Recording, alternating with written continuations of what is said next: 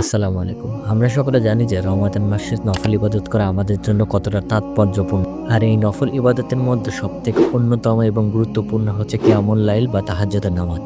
যেই নামাজের মধ্য দিয়ে আপনি আল্লাহ তাআলার সবথেকে নিকটবর্তী হতে পারবেন। এছাড়াও হাদিসে আছে যে আল্লাহ তাআলা শেষ রাতে তার বান্দাগুলোকে ডেকে তুলেন এবং বলেন, কার কি লাগবে আমার কাছে চাও, আমি তোমাদেরকে সেটি দান করব। কে ঋণগ্রস্ত আছে আমার কাছে চাও, আমি তার ঋণ পরিশোধ করে দেব। কার গুনাহ মাফ লাগবে আমার কাছে চাও, আমি সেই গুনাহ মাফ করে দেব। এভাবে আল্লাহ তাআলা প্রতি রাতে আমাদেরকে ডাকতে থাকেন। তবে এই তাহাজ্জুদ নামাজ বেশিরভাগ সময় আমরা রমাদান মাসে বেশি পড়ে থাকি। আর এই রমাদানের তাহাজ্জুদের মধ্যে সবথেকে গুরুত্বপূর্ণ প্রশ্ন আমাদের মধ্যে থেকে যায়। আমরা অনেকে প্রশ্ন করে থাকি এই তাহাজ্জুদের সালাতের মধ্যে সেজদায় গিয়ে বাংলায় দোয়া করা যাবে কিনা।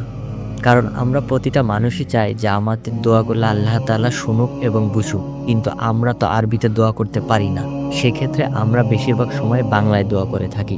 হাদিসে বাংলায় দোয়া করার বিষয়টিকে নিরুৎসাহিত করা হয়েছে। সেক্ষেত্রে আরবিতে দোয়া করাটাই সর্বোত্তম।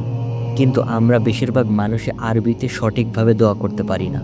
তবে এমন একটি দোয়া আছে যেই একটি দোয়ার মাধ্যমে আপনি আপনার সমস্ত চাওয়া পাওয়া আল্লাহ তাআলার কাছে পূরণ করতে পারবেন। দোয়াটি হচ্ছে রব্বানা আতিনা ফিদ দুনিয়া হাসানা ওয়া ফিল আখিরাতি হাসানা ওয়া কিনা আযাবান্নার।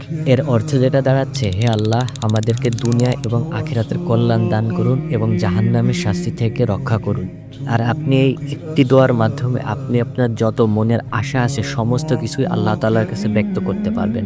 এটি এমন একটি দোয়া যার মধ্য দিয়ে আপনার মনের যত চাহিদা আছে সেই চাহিদাগুলো মনে মনে প্রকাশ করবেন এবং এই দোয়াটি সেজদায় গিয়ে পাঠ করবেন।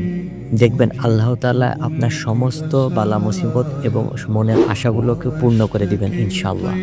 তাই আমাদের উচিত সেজদায় গিয়ে বাংলায় দোয়া না করে এই দোয়াটি বেশি বেশি পাঠ করা। এতে দেখবেন আল্লাহ তাআলা আপনার সমস্ত মনের আশা এবং নেক আশাগুলো পূর্ণ করে দিবেন ইনশাআল্লাহ।